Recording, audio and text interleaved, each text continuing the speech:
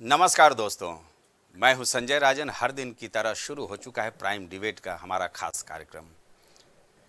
सबसे पहले हम प्राइम टीवी के दर्शकों का इस कार्यक्रम में बहुत बहुत स्वागत करना चाहेंगे। जाहिर सी बात है, दरअसल आज चुनाव के महापर्व का आगाज हो चुका है। देश के उत्तर प्रदेश की 8 सीटों के अलावा तमिलनाडु, राजस्थान, मध्य प्रदेश, नॉर्थ ईस्ट के कई राज्यों समेत 21 राज्यों की 102 लोकसभा सीटों के लिए नामांकन की प्रक्रिया आज से शुरू हो चुकी है। यानी कुल मिलाकर दोस्तों ये कहा जाएगा कि मतदान का काउंटडाउन शुरू हो चुका है। इस बार का चुनाव इंडिया गठबंधन बनाम एनडीए है, इसमें कोई दो राय नहीं है। दोनों धड़ों ने इस चुनाव को अपने जीवन मरण का सवाल बना लिया है। टीम मोदी की बात की जाए या टीम राहुल, दोनों के बीच आरोप प्रत्यारोपों का दौर धीरे धीरे जोर पकड़ता जा रहा है। एक तरफ एनडीए डंके की चोट पर 400 पार का नारा दे रही है, तो वहीं कांग्रेस और उसके साथी दल यानी इंडिया गठबंधन ये दावा कर रही है कि इस बार देश की जनता बड़ा परिवर्तन करने जा रही है। खैर दोस्तों, ये तो चुनाव परिणाम के बाद ही तय हो पाता है कि सियासी समर में जनता जनार्दन ने किसका साथ दिया। लेकिन फिलहाल कांग्रेस के सामने लगातार चुनौतियां बढ़ती जा रही हैं। आप सोच रहे होंगे कि मैं किस चुनौती के बारे में बात कर रहा हूं, तो चलिए आपको बता ही देते हैं। दरअसल कांग्रेस के रणनीतिकार चाहते हैं कि पुराने बड़े कांग्रेसी नेताओं को चुनाव मैदान में उतारकर टीम मोदी को एक बेहतर टक्कर दी जा सके। लेकिन दोस्तों, ऐसा तब होगा जब कांग्रेस के ये बड़े नेता चुनाव लड़ने पर अपनी हामी भर दें। अब देखिए ना, चाहे बात की जाए मध्य प्रदेश के कद्दावर नेता दिग्विजय सिंह की, या बात की जाए पूर्व सीएम कमलनाथ की, उत्तराखंड के पूर्व मुख्यमंत्री हरीश रावत की बात की जाए, या फिर पंजाब के बड़बोले नेता पूर्व मंत्री नवजोत सिंह सिद्धू की, सब ने चुनाव लड़ने से ही हाथ खड़े कर दिए। उत्तर प्रदेश में अमेठी रायबरेली सीट से राहुल प्रियंका के चुनाव लड़ने पर अभी भी संशय कायम है। गुजरात के नेता और कांग्रेस के राष्ट्रीय प्रवक्ता रोहन गुप्ता ने तो टिकट ही लौटा दिया। हाल ही में शानदार जीत दर्ज करने वाले कर्नाटक राज्य के मंत्रियों ने चुनाव लड़ने में कोई दिलचस्पी ही नहीं दिखाई। एच.सी. देवप्पा की बात की जाए, एच. मुनियप्पा की बात की जाए, बी. नागेंद्र की बात की जाए, या फिर सतीश जारकीहोल सरीखे करीब दर्जन भर मंत्रियों ने इशारों में चुनाव लड़ने से पल्ला झाड़कर टीम खड़गे के लिए बड़ी चुनौती खड़ी कर दी है। एक तरफ कांग्रेस के चेहरे राहुल गांधी कहते हैं कि मोदी से वो डरते नहीं हैं। कार्यकर्ताओं में जोश भरने के लिए लड़ो नहीं डरो का नारा बुलंद कर रहे हैं राहुल गांधी, और कांग्रेस के दिग्गज चुनाव लड़ने से पल्ला झाड़ते नजर आ रहे हैं। कांग्रेसियों के इस रवैये पर बीजेपी नेता कहते हुए पाए जा रहे हैं कि कांग्रेस पूरी तरह से निराश हताश हो चुकी है। यह खड़गे का दर्द है कि उसके नेता ही उनकी बात नहीं सुनते। बहरहाल इस मुद्दे पर हम आगे चर्चा करेंगे एक बेहतरीन पैनल के साथ, लेकिन पहले हम चाहेंगे कि आप हमारी ये खास रिपोर्ट देखिए। ये जो आशीर्वाद मिल रहे हैं पीएम की सरकार की, नींद उड़ा दी है, नींद उड़ा दी है। मेरे लिए तो पूरा भारत ही मेरा घर है, हर भारतवासी मेरा परिवार है। मोदी अपने गरीब से गरीब परिवार को मुफ्त राशन दे रहा है। हर नौजवान कह रहा है मैं हूं मोदी का परिवार। अब तमिलनाडु ये डिसाइड कर चुका है, अब की बार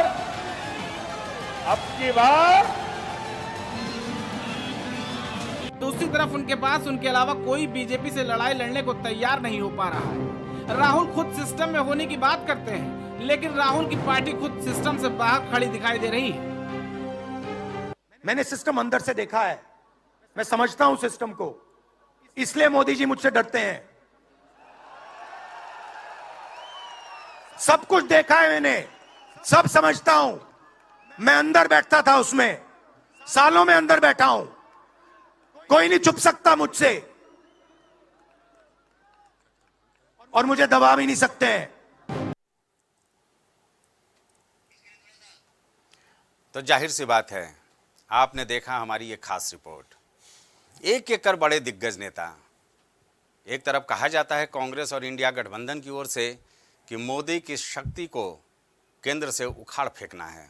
और दूसरी तरफ जितने बड़े दिग्गज नेता हैं, चाहे मैंने जिक्र किया या हमारे स्पेशल पैकेज में आपने देखा कि कर्नाटक के मंत्री हो, बड़बोले रोहन गुप्ता जैसे नाम हो, अशोक गहलोत की बात कर ली जाए या फिर हरीश रावत, नवजोत सिंह सिद्धू की बात कर ली जाए, सब ने चुनाव लड़ने से इनकार कर दिया। हालांकि खरगे और उनकी टीम चाहती थी कि कांग्रेस के ये दिग्गज नेता चुनाव मैदान में ताल ठोकें, जिससे टीम मोदी को एक करारी टक्कर दी जा सके, लेकिन ऐसा होता नज़र नहीं आ रहा है।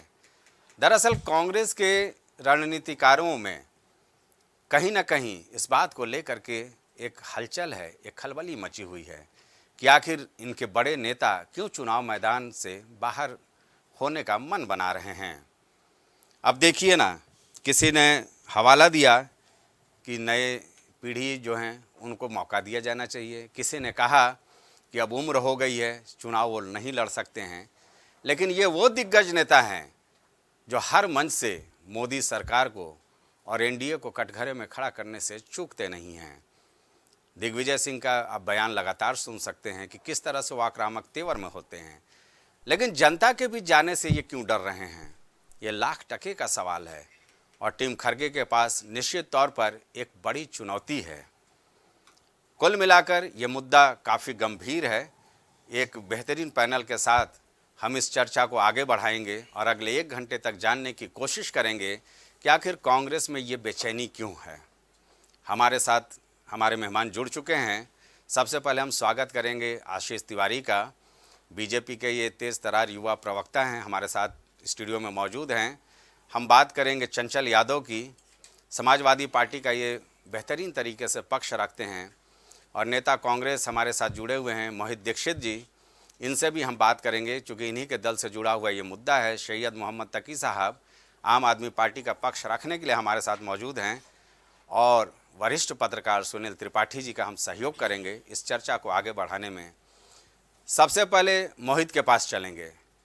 मोहित, ये मुद्दा आप ही से जुड़ा हुआ है भाई। आपके दिग्गज नेता क्यों चुनाव मैदान से दूरी बना रहे हैं? राहुल गांधी कहते हैं अपने कार्यकर्ताओं को कि डरो मत, मैं नहीं डरता हूँ मोदी की ताकत से, डरो मत, चुनाव लड़ो। और आपके जितने दिग्गज नेता हैं, या तो वो टिकट लेना ही नहीं चाहते हैं या टिकट मिल भी रहा है तो रोहन गुप्ता टाइप वापस कर दे रहे हैं। तो सवाल तो खड़ा होंगे ना। नहीं, पहले तो सभी को नमस्कार। आपके साथ साथ को मेरे जितने पैनलिस्ट साथी हैं सबको नमस्कार। देखिए, आज बहुत अच्छी प्रस्तुति दी है आपने और इस प्रस्तुति से जो आपने रखा है एक लेआउट, वो कहीं ना कहीं भारतीय जनता पार्टी के अंदर ऊर्जा भरने के लिए बहुत अच्छा रहेगा। अब आता हूं मुद्दे की बात पर जी। जब चुनाव लड़ने के लिए हर्षवर्धन जी मना कर देते हैं, जब चुनाव लड़ने के लिए गौतम गंभीर जी मना कर देते हैं, जब चुनाव लड़ने के लिए पवन सिंह जी मना कर देते हैं, आज चुरू के सांसद भारतीय जनता पार्टी का साथ छोड़ देते हैं, अलवर के सांसद भारतीय जनता पार्टी का साथ छोड़ देते हैं, झारखंड में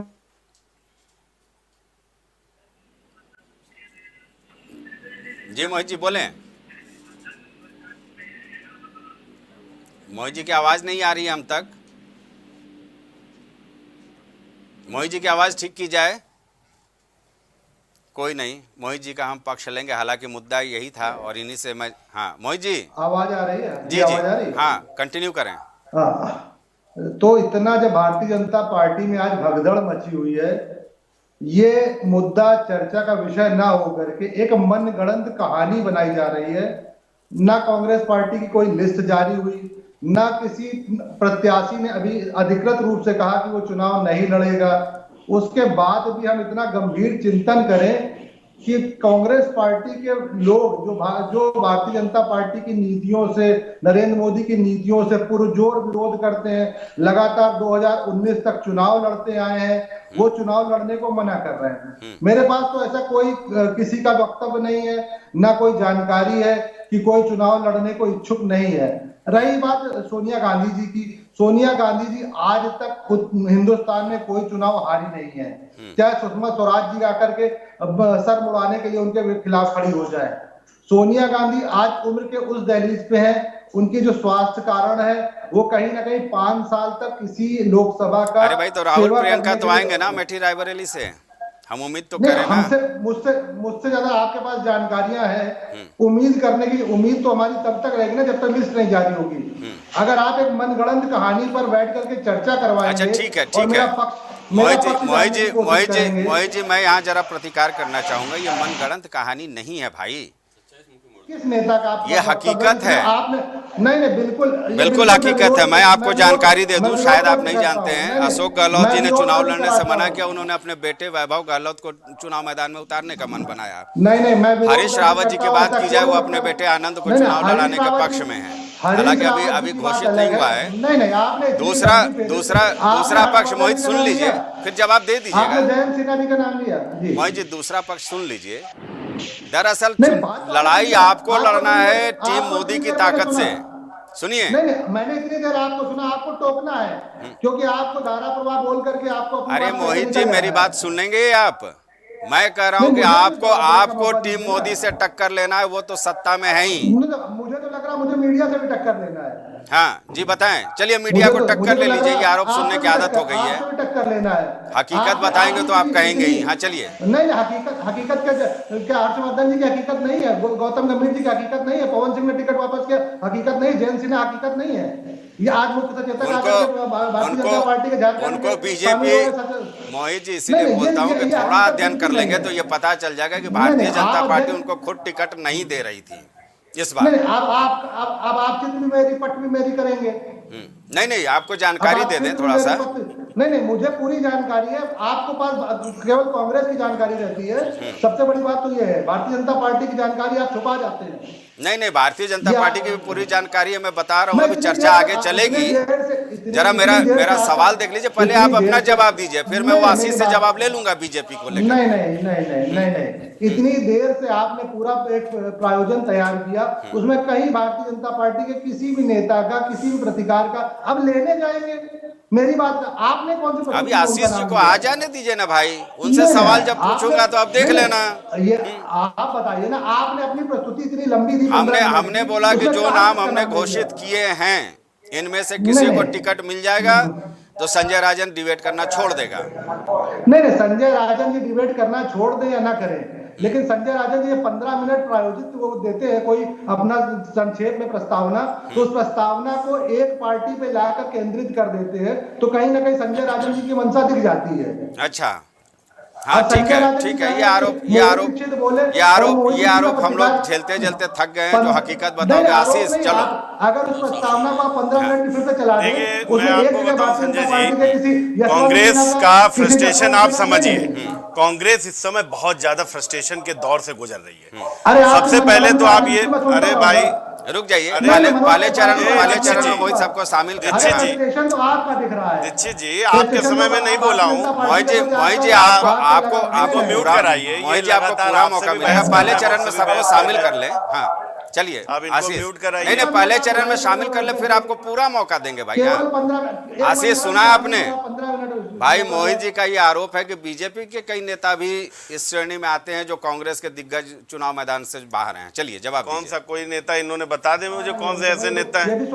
ये सुधार करते हुए बोलिए कि कांग्रेस का भी कोई नहीं बात, सोनिया गांधी जी अपने स्वास्थ्य कारणों से भले ही अलग हो। स्वास्थ्य कारणों से, चलिए सोनिया स्वास्थ्य जी का कारण, मैंने नाम भी नहीं स्वास्थ्य, अरे अब हिंदी से हो जाएगी डिबेट तो फिर हो गया ना। मोहित जी शांत रहे। हाँ चाय पे चर्चा। आशीष बोलिए, चलिए। तो आप डिबेट करा लीजिए इन्हीं से, आप दोनों लोग किया करिए। नहीं रुक जाइए भाई, धैर्य रखिए, आपको पूरा मौका दिया जाएगा। चलिए मीडिया के आदमी हो, आशीष चालू पार्टी का आदमी बोल रहा है। रुक जाइए, पहले चरण में मोहित जी पहले चरण में सबको शामिल कर दीजिए। अरे आपने आशीष तिवारी जी की बात तो बोली ना 15 मिनट। पहले चरण में सबको बोल लेने दीजिए, अपना पक्ष रख लीजिए। मोहित की आवाज वो कीजिए। हाँ चलिए आशीष। देखिए संजय भाई, मैं आपको बताऊं कि कांग्रेस पार्टी, मैंने जैसा बताया कि अपने फ्रस्ट्रेशन के उस दौर से गुजर रही है जो इतना फ्रस्ट्रेशन उसने कभी नहीं झेला।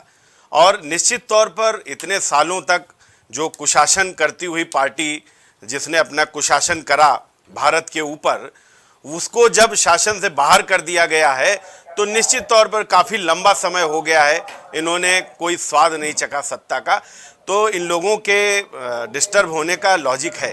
दूसरी चीज़, उत्तर प्रदेश जो केंद्र का रास्ता बताते हैं उत्तर प्रदेश से होकर जाता है, उस उत्तर प्रदेश के केंद्र के रास्ते में इनको एक कुलिया की जगह दी गई है। 17 सीटें कुलिया की जगह, जो एक रोड होती ना, इनको कुलिया की जगह दी गई है। हमारे क्या, अरे भाई अभी रुक जाइए, ये आपके सहयोगी कौन है चर्चा भाई? से ले लेंगे। हाँ, बोलिए, आप बोलिए, इनको म्यूट कराइए, बोलिए, डिस्टर्ब आशीष करेंगे बोलिए तो हो यार, जाएगा। चर्चा होती है, ठीक तो है। इनको एक कुलिया की जगह दी गई है। 17 सीटें मिली और 17 में भी देखिए समाजवादी पार्टी ने कहा था कि हम सीटें लेते नहीं, हम सीटें देते हैं। क्षेत्रीय पार्टी ने राष्ट्रीय पार्टी को सीट दी, पहली चीज तो इनका फ्रस्ट्रेशन वहां बढ़ा। ठीक, ये अपने को समझ रहे थे मैं बहुत बड़ा तोप हूं, लेकिन समाजवादी पार्टी ने इनकी हैसियत यहां पर दिखाई कि तुम तोप नहीं हो, यहां पर तुम एक चुटपुटिया हो। दूसरी चीज, समाजवादी पार्टी ने इनको 17 सीटें यहां पर दी। 17 सीटों में से 7 सीटें वो हैं, 7 सीटें वो हैं जिस पर समाजवादी पार्टी खुद नहीं जीती कभी। 7 वो सीटें हैं जिस पर सिर्फ एक बार जीती और 3 वो सीटें हैं जिस पर 2 बार जीती। तो ये ऐसी सीटें हैं जिस पर समाजवादी पार्टी, जिसका कांग्रेस से यहाँ बहुत ज्यादा जनादेश है, और ये यहाँ पर आपने देखा भी कि कांग्रेस के कितने विधायक हैं और समाजवादी के, तो अगर इन दोनों की तुलना करें तो निश्चित तौर पे समाजवादी पार्टी इनसे बड़ी पार्टी है यहाँ पर। तो वो पार्टी जब यहाँ पर उस पार्टी का उन सीटों पर इतना बुरा प्रदर्शन रहा, तो आप ये सोच लीजिए कि कांग्रेस जैसी जनाधारहीन पार्टी, उसको ये इन्होंने जो टुकड़े डाले हैं उन टुकड़ों पे ये क्या कर पाएंगे। 17 की 17 तो ये यहाँ पर आ रहे हैं और इनको पता है कि इनका जो कुशासन रहा है वो आज तक लोगों के दिल में घाव की नासूर बन के रह गए हैं। इस वजह से सोनिया गांधी जी अपना स्वास्थ्य का हवाला देती हैं और यहाँ से हटकर राजस्थान से राज्यसभा जाने का काम करती हैं। और अगर इनके स्वास्थ्य का, चलो मान लिया कि भाई सोनिया गांधी जी बड़ी लीडर हैं और एजेड भी हैं, कोई बात नहीं। ये जो इनके राहुल गांधी जी हैं, जो इनकी प्रियंका जी हैं, इनका कौन सा स्वास्थ्य कारण है? चुनाव सर पर है, ये एक भी बार यहाँ आने की हिम्मत नहीं कर पा रहे, क्योंकि इनको कहीं ना कहीं पता है कि ये जनता जो है इनको यहाँ पर उखाड़ के फेंकने का काम कर चुकी है। इनके आने ना आने से कोई फर्क पड़ने वाला है नहीं। ठीक है। दूसरी चीज मैं आपको बता दूं कि यही वाला जो प्रश्न है ये मैंने एक जगह पर करा, तो एक कांग्रेसी ने मुझको जो जवाब दिया आप उसको भी सुन लीजिए। उस कांग्रेसी ने मुझसे बताया, बोले कि ये जो हमारे लोग नहीं लड़ रहे हैं ना, उसके पीछे भी भारतीय जनता पार्टी है। मैंने कहा वो कैसे है भाई, वहाँ उसमें तो हम कुछ नहीं कर रहे, ना वो हमारे यहाँ आए। बोले नहीं, भारतीय जनता पार्टी ने उनसे कहा है कि अगर तुम चुनाव लड़ोगे तो हम तुम्हारे भ्रष्टाचार की जो फाइलें वो खोल देंगे। तो मैंने कहा भ्रष्टाचार की फाइलें ना खुले इसलिए नहीं लड़ रहे। बोले और क्या, तुम लोग उनके भ्रष्टाचार की। तो मैंने कहा इतनी भ्रष्टाचारी पार्टी है कि इतने नेता उसके भ्रष्टाचारी हैं कि वो चुनाव ना लड़ना पसंद कर रहे हैं। इसका मतलब ये जो पार्टी है ये भ्रष्टाचारी, चूंकि जो इनका नेता भारतीय जनता पार्टी में आ जाता है ये लोग खुल के उसके बारे में बताते हैं ये तो भ्रष्टाचारी था, ये तो भ्रष्टाचारी। तो कहीं ना कहीं इसके पीछे भी भारतीय जनता पार्टी को दोष देने का काम कांग्रेस पार्टी। ठीक है, चलिए अब चंचल को पहले चरण में जोड़ लेते हैं। चंचल, चूंकि आप कांग्रेस मोहित दीक्षित जी के साथी हैं चुनाव में, भाई आशीष जी ने आरोप लगाया साफ तौर पे कि आपने तो कांग्रेस को 17 सीटों पे सिमटा दिया। देखिए संजय जी, सबसे पहली बात तो जो आपने आज जो डिबेट रखी है, मैं या तो अगर आपके पास कोई अगर तार्किक कोई सूत्र अगर आपके पास हो तो उस बात का भी जिक्र करना चाहिए था। अगर किसी कोई बयान हो जैसे आपने चलाया अशोक गहलोत जी को, माननीय सोनिया जी को, इसके अलावा और भी जो बड़े नेताओं का आपने नाम लिए, किसी कोई आपका है कोई? चंचल जी, एक मिनट सुन लीजिए। चंचल जी सुनिए, एक चीज मैं पहले बता दूं, हरीश रावत जी का भी बयान सारे जगह है, सोशल मीडिया आपको चलाना चाहिए था यहाँ पे। नहीं सुनिए, बता रहे हैं वो पैकेज का अपना तरीका है, ये पैकेज, अब आपने पैकेज की बात आपने ठीक है, लेकिन आपने भी सुना होगा। इतने चंचल जी भोले मत बनिए कि आपको नहीं पता है कि हरीश रावत ने क्या बोला, कमलनाथ जी ने क्या बोला, रोहन गुप्ता ने क्या बोला। अब मैं बोलने दी, पूरी बात सुनिए। अब कौन सा पैकेज मिला मुझे नहीं पता है, लेकिन एक बात मैं बताऊं बड़ी ईमानदारी से आज कहना चाहता हूं, जो आप डिबेट कर रहे हो आज, ये डिबेट कतई नहीं होनी चाहिए। अगर आपका कोई अगर आपके पास कोई सबूत होता और आप जिन, चलिए भाई मैं कोशिश करूंगा, मेरी टीम जरा ये हरीश रावत जी का बयान, कमलनाथ जी का बयान, नहीं चंचल जी पूरी बात चंचल जी आप इकट्ठा करें, पूरी बात हो जाए। सुनिए, हाँ, अगर आप डिबेट कर रहे हैं, मैं चाहूंगा रोहन गुप्ता का इन सबका बयान भी अगर हो सके तो इस डिबेट के जरूर चलाइएगा, कहीं पर काट करके चला दीजिए। भाई ये डिबेट का मुद्दा नहीं है, अगर आप डिबेट से बाहर अगर अपडेट नहीं है तो चंचल जी, हाँ, कुछ यही जानना है। नहीं, इसका मतलब आप राजनीतिक पर्सन ही नहीं है। चंचल बोलने दो, मेरी बात होनी चाहिए। देखिए मैं बताऊं आपको, अगर आप डिबेट रखते तो कम से कम बीजेपी को भी साथ मिलाना चाहिए इस बात डिबेट में। आप याद होना चाहिए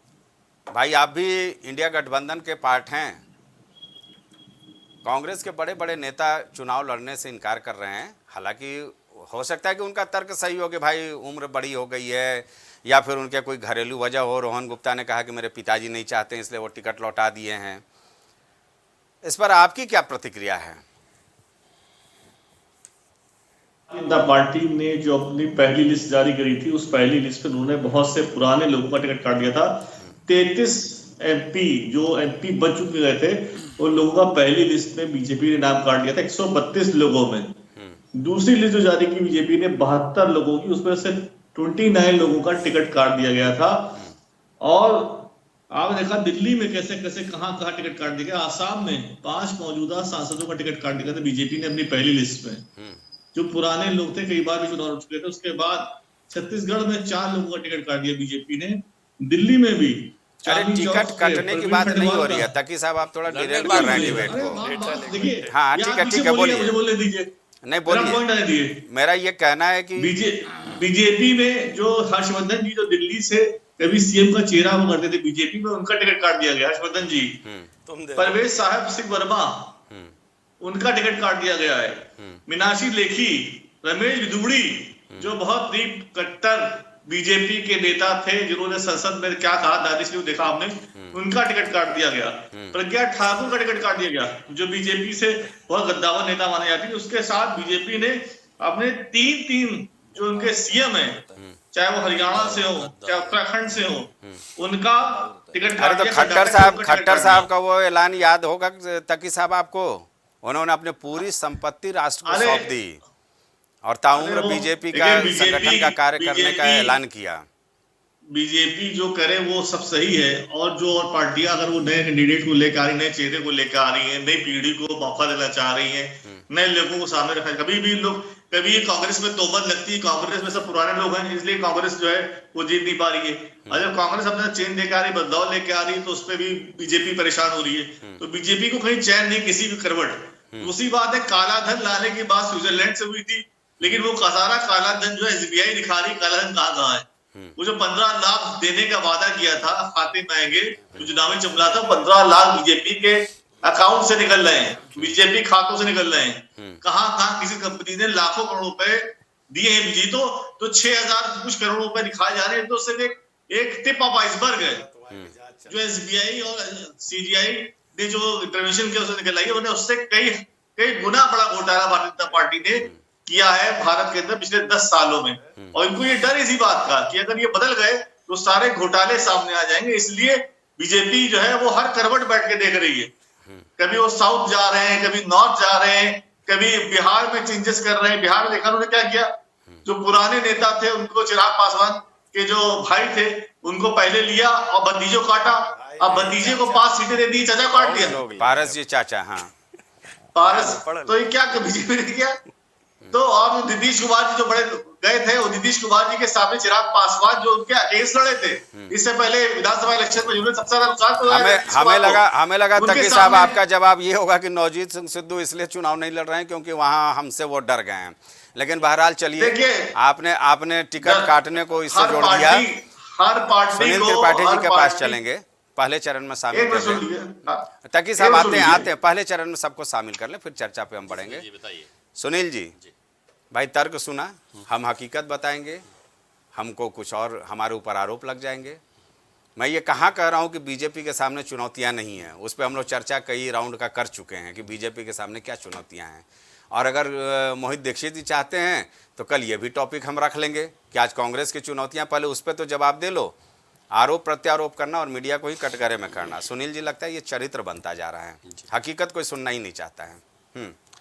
देखिए संजय जी, मोहित दीक्षित ने स्पष्ट कहा कि मीडिया से टक्कर लेना है। अरे हम लोग पत्रकार हैं, तो हर सरकार टक्कर लेती है। ये कोई नई बात आप नहीं कह रहे हो, लेकिन ये कलम ऐसी ही ना कि हर सरकार को मात देती है। सुनील भाई छोटी सी मोहित अभी बोलने देंगे, अभी आपके इन शब्दों से मीडिया समाज को भी आहत हुआ होगा कि हम मीडिया से टक्कर लेंगे। तो हम लोग कलम सिपाही हैं, यही मेरी आत्मा है, यही मेरा धर्म है, और यही जो लिखता है वही देश देखता है। तो आप मीडिया से क्या टक्कर लेंगे, पहले मजबूत होइए, मोदी जी से टक्कर ले लीजिए। अगर मोदी से टक्कर में आप सफल हो जाएंगे मेरी शुभकामनाएं आपके लिए है, तो फिर आप टक्कर लीजिएगा हम लोगों से। अरे हम लोग मीडिया का आदमी, हमारे लिए सब समान है। सच्चाई सुनना पसंद कीजिए आप। जिस मीडिया पे आप आरोप लगा रहे हो, मीडिया आपको बार बार जगाती है कि आप जागिए, लेकिन आप मीडिया को कटघरे में खड़ा करने के लिए हमेशा तत्पर रहते हैं। आप नहीं, आपके केंद्रीय नेतृत्व को मैं देख रहा हूं, मोदी मीडिया, गोदी मीडिया। अरे मीडिया किसी की नहीं है। आप अच्छा करो, मीडिया में कोई पत्रकार ऐसा बता दीजिए कि जिसका बेटा डकैत हो, कहे नहीं हमारा बेटा अफसर है। बिल्कुल सही एक बात। बता दीजिए जिसने कहा हो। नहीं कह सकते हम। हमारा भी धर्म है, मेरी भी आत्मा है कि जब खबर लिखते हैं या पढ़ते हैं या सुनाते हैं तो ईश्वर साक्षी होता है, गलत नहीं है। और गलत दिखाएंगे, हम करेंगे, लिखेंगे, तो उसके लिए हमारा न्यायालय है। जो सजा एक मुलजिम को मिलती है, एक पत्रकार को भी मिल सकती है। इसलिए मेरा आपसे निवेदन है मोहित जी कि आप मीडिया कटघरे में न लीजिए, और जो हम लोग आपसे कह रहे हैं उस बात पर चिंतन मंथन कीजिए। अभी चुनाव आया, मैं फिर कह रहा हूं संजय जी, चुनाव के बाद कांग्रेस एकदम ठंडे बस्ते में चली जाती है। न जा रही तो बता दीजिए। उत्तर प्रदेश में कितने दौरा किया आपके शीर्ष नेताओं ने? नरेंद्र मोदी सुनील जी 12 साल मैं कांग्रेस को कवर किया हूँ। जी मैं तो मुझसे बेहतर कोई नहीं जानता है। पीरियड से पत्रकारिता शुरू की थी और आज इतना समय गुजार दिया आपके बीच में। एक दौर आपका भी रहा कि कांग्रेस का कार्यकर्ता गांव, ग्रामीण अंचलों के बूथ पे था। आज शहर में नहीं है। क्यों नहीं है? क्योंकि आपने उससे संपर्क तोड़ दिया। चुनाव और भारतीय जनता पार्टी, फिर आपको मैं उनका प्रवक्ता हूं, भारतीय जनता पार्टी चुनाव हारती है तभी चिंतन करती है, जीतती तभी चिंतन करती है कि किन कारणों से हम हारे हैं और कैसे और आगे बढ़े। यही आवश्यकता आपको भी है। मेरा सुझाव है अपना एक पत्रकार के हैसियत से कि आप भी अपने कार्यकर्ताओं के बीच में हमेशा उपस्थित रहें। जिसका नेता कार्यकर्ताओं के बीच में उपस्थित रहता है, उसके कार्यकर्ताओं में हमेशा मनोबल बढ़ता है। मैं फिर कहना चाहूंगा कि शिवपाल जी को देख लीजिए, जो वर्तमान में हमारे बीच में है, और अच्छे राजनीतिक है, संजय जी बगल में बैठे हैं। आज उनकी छवि के चक्कर में मैं मानता हूं कि समाजवादी पार्टी में कोई नेता नहीं है। संगठन का उससे बढ़िया तो कोई नहीं है सकता है। हाँ। चाहे कई बार मैंने देखा कि प्रेस कॉन्फ्रेंस में भी पत्रकारों ने कुछ ऐसे कटाक्ष बोले, लेकिन शिवपाल जी को कभी क्रोध नहीं आया। सुनील जी, इस संदर्भ में मैं एक बात बोल दूं कि अक्सर हम लोग ये चर्चा किया करते थे कि समाजवादी पार्टी के 4 बड़े स्तंभ हैं। पहला मुलायम सिंह यादव, उनका संघर्ष, दूसरा राम गोपाल यादव, उनका चिंतन, तीसरा शिवपाल सिंह यादव का संगठन, और अखिलेश यादव जी की साफ सुथरी छवि। ये चर्चा हुआ करता था, अब वो इतिहास का विषय बनता जा रहा है। तो मेरे कहने मतलब है कि आप अगर जनता से खाली चुनाव के दौर में आप रैली करेंगे, यात्रा निकालेंगे, तो अब मीडिया इतना आगे बढ़ गया कि उस सूचनाएं ग्रामीण अंचलों तक पहुंचा रहा है। पहले हमारे पास दूरदर्शन टीवी हुआ करता था, शाम को जनता सुनती थी कि सरकार ने क्या किया। आज घटना होने के 1 सेकंड नहीं लगता है कि सोशल मीडिया पे पहुंच जाते हैं। हाँ, और वो ग्रामीण हम तक पहुंचने से पहले पहुंच जाते हैं वहां। तो ऐसी परिस्थितियों में अगर आप अपने शीर्ष नेतृत्व को जगाएंगे नहीं, शीर्ष नेतृत्व जनता के बीच में नहीं आएगा, तो मेरी समझ से आपको चुनाव लड़ने के लिए एक नेता ढूंढने नहीं मिलेगा। और आपके बाद नहीं, हर पार्टी को ही हाल है। जो पार्टी जनता से विमुख हो जाती है उसका यही असर होता है। मैं फिर संजय जी कहना चाह रहा हूं, चंचल जी हमारे बगल में बैठे हैं, वरिष्ठ नेता है। कांग्रेस से हाथ मिला के अखिलेश जी ने फिर गलती की है, और 24 चुनाव आ रहा है, आप देख लीजिएगा कि क्या उसका अंजाम मिलता है। हालांकि मैं सुझाव दे सकता हूं, अखिलेश जी परिपक्व राजनीति में मुख्यमंत्री रहे हैं, लेकिन मेरा अपना मानना है कि इस दौर में कांग्रेस से हाथ मिलाने के बजाय अगर इंडिपेंडेंट अखिलेश जी लड़ते तो 17 में से हो सकता 2, 4, 5 मिल जाती। क्योंकि उत्तर प्रदेश में कांग्रेस कोई जनाधार नहीं है। आप स्थानीय निकाय चुनाव हुआ, आप बता दीजिए कि कोई शीर्ष नेता आपका आया हो? संगठन है ही नहीं। संगठन नहीं है। संगठन बिखर गया आपका, और संगठन बिखरने के कारण आज कांग्रेस की जो दुर्गति हो रही है ये वही है। आपको मीडिया पर आरोप लगा करके अपने नेताओं पर आरोप लगाए कि आप जनता के बीच में क्यों नहीं जाते हैं, क्यों नहीं मिलते जनता से। जनता से आपसे मिलोगे नहीं, जनता भी आपको नहीं मिलेगी। ऐसी परिस्थितियों में संजय जी चुनाव लड़ने के लिए जो कह रहे हैं, आप आरोप लगा रहे हैं, ऐसे नेता क्या अपनी फजीयत कराएंगे? जो वरिष्ठ राजनीतिज्ञ हैं वो जनता का रुख पहचान लेते हैं, हवा पहचान लेते हैं किस तरफ चल रही है, और आधे ज्यादा तो वरिष्ठ नेता कांग्रेस छोड़ चले गए। तो ऐसी परिस्थितियों में कैसे वरिष्ठ नेता अपनी छवि को धूमिल करेंगे, चाहे दिग्विजय सिंह जी हो और चाहे जो भी हो। चलिए मोहित के पास चलते हैं। मोहित, 2-3 बातें मैं आपको याद दिला देता हूं। एक मामला हुआ था सूबे के इतिहास में कांग्रेस के सबसे बड़े प्रदर्शन का, इंदिरा गांधी प्रतिष्ठान। अरुण जी उस समय प्रदेश कांग्रेस अध्यक्ष थे। मैं 2-3 मुद्दे आपको बता दे रहा हूं कि कांग्रेस पहले कैसे संघर्ष करती थी। दूसरा, जगदम्बिका पाल का गांव-गांव पांव-पांव, आज बीजेपी के सांसद हैं और इस बार फिर प्रत्याशी हैं बीजेपी से। रीता बहुगुणा जोशी का विधानसभा घेराव, यह सब ऐतिहासिक कवरेज थी जब कांग्रेस पार्टी में सूबे में खड़ा हो रही थी। लेकिन सही कहा सुनील जी ने कि अब सिर्फ हम देखते हैं कि माल एवेन्यू के कांग्रेस मुख्यालय के अंदर तो बड़े बड़े लंबे लंबे चौड़े चौड़े भाषणों का दौर होता है, लेकिन संघर्ष के लिए सड़क पर बहुत विरले ही कांग्रेसी नजर आते हैं। भाई इस चीज़ को समझना तो होगा ना आपको, जब इतनी बड़ी ताकत से आपको टक्कर लेना है। जी मोहित। देखिए, मैं तिवारी जी की सारी बात को आत्मसात करता हूं। कहीं ना कहीं एक राजनीतिक दृष्टिकोण से वो बात बिल्कुल सत्य है, उससे मैं कतई इत्तेफाक नहीं रख सकता कि वो गलत बातें हैं। धन्यवाद। मगर उनकी एक बात है कि मीडिया को हमेशा सरकारों की अवहेलना झेलनी पड़ी है। नहीं पड़ी है क्या? सर, हम सरकारों में नहीं है, हम विपक्ष में है, और मीडिया कहीं ना कहीं एक अस्थायी विपक्ष होता रहा है। तो मीडिया को एक अस्थायी विपक्ष की भूमिका निभानी ही पड़ेगी, ना कि विपक्ष को डिमोरलाइज करने की। नहीं, बिल्कुल नहीं, मार्गदर्शक है हम लोग। आप पूरी बात आ जाने दीजिए, पूरी बात आ दिया करिए प्लीज। आप मार्गदर्शक हैं, मैं मान रहा हूं, तभी आपने 3 जो हमारे मूवमेंट है बड़े वो बताए आपने।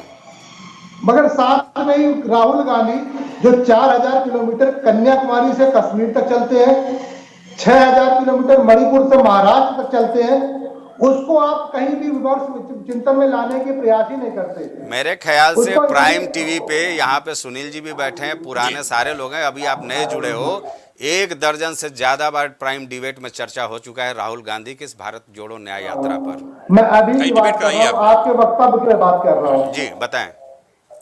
मैं पुरानी बातें नहीं कर रहा हूं, मैं अभी जो उदाहरण आपने 3 दिए, अगर उस 3 उदाहरणों में आपने न्याय यात्रा की और राहुल गांधी की भारत जोड़ो यात्रा भी जोड़ दी होती तो मुझे कहने का समय मौका ही नहीं।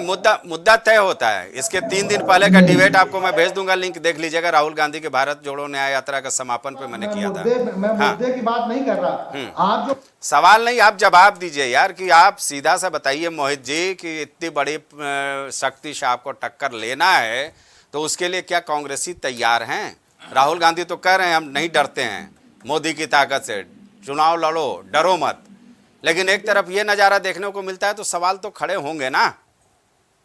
कौन सा नजारा मिलता? आज कांग्रेस का एक एक कार्यकर्ता, एक एक नेता भारतीय जनता पार्टी के खिलाफ लड़ने को तैयार है। कल ही मेरी अमेठी रायबरेली के कार्यकर्ताओं से, कांग्रेस के पुराने नेताओं से बात हो रही थी। वो कह रहे हैं साहब किसको चुनाव लड़ाए, अभी तक तो प्रत्याशी ही नहीं तय हो रहा है कि राहुल जी लड़ेंगे कि नहीं, प्रियंका जी लड़ेंगे नहीं।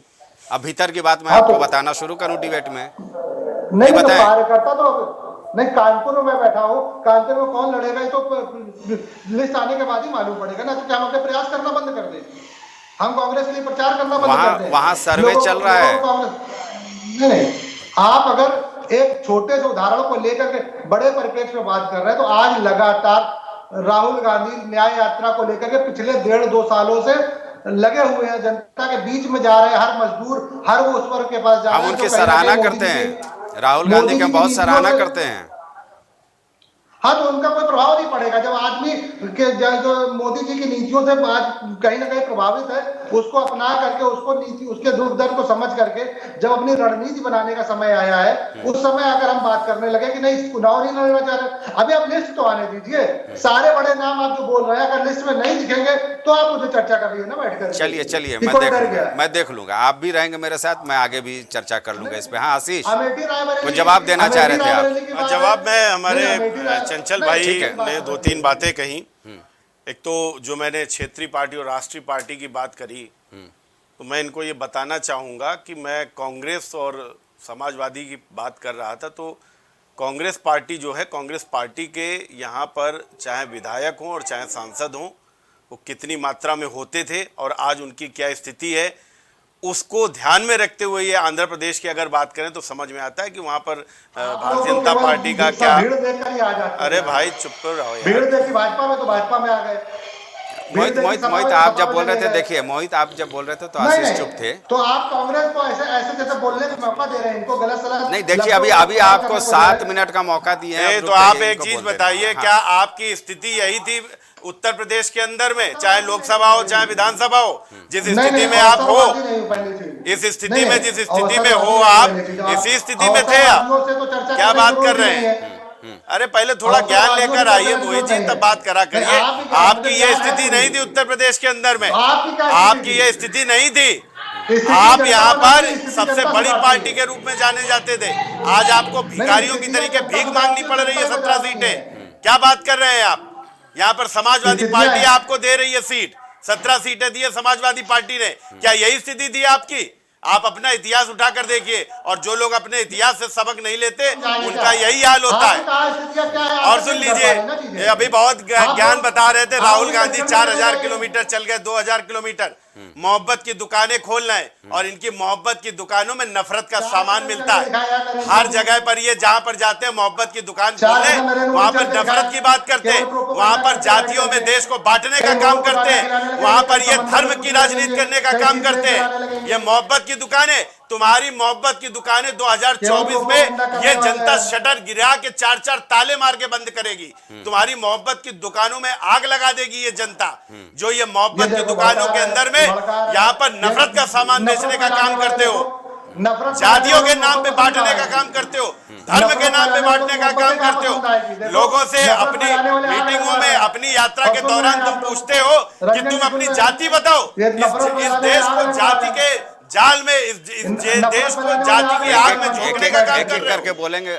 मोहित आपके पास आ रहे हैं, अब जवाब दे। शर्म आनी चाहिए। ठीक है। घूम घूम कर मोहब्बत की नकली दुकान, जो नकली बैनर लिए हो ना, ये देश की जनता तुम्हारे नकली बैनर को जान चुकी है। ठीक है आशीष, अब जरा जिस मोहित को बोल तरीके से दीजिए। तुमने हाँ। इस देश को जाति के नाम पर आग में झोंकने का काम करने चाहा है, उसको जनता मुंह तोड़ जवाब देगी। ठीक है, ठीक है, ठीक है, जरा मोहित से जवाब ले लेते यहाँ हैं। पर बैठे हुए हो। ठीक है आशीष, मोहित से जवाब ले ले। मोहित दूसरी बोलिए। चीज मैं आपको बता दूं, अभी और भी बात है। हाँ, मैं अपने सभा प्रवक्ता से बड़े विनम्रता से पूछना चाहता हूं, क्योंकि हमारे रुक ये जाइए, भाई हैं, एक और समाज हमारे में ये मोहित जितनी समाजवादी बार पार्टी का डिबेट सवाल है। कई बार डिबेट में बताते हैं कि वहां पर जो रैली हुई थी वहां पर ये खड़े थे, वो खड़े थे, वो खड़े थे। मैं हाँ ना में बस जवाब लेना चाहता हूं, उसमें कोई भी डिटेल में नहीं।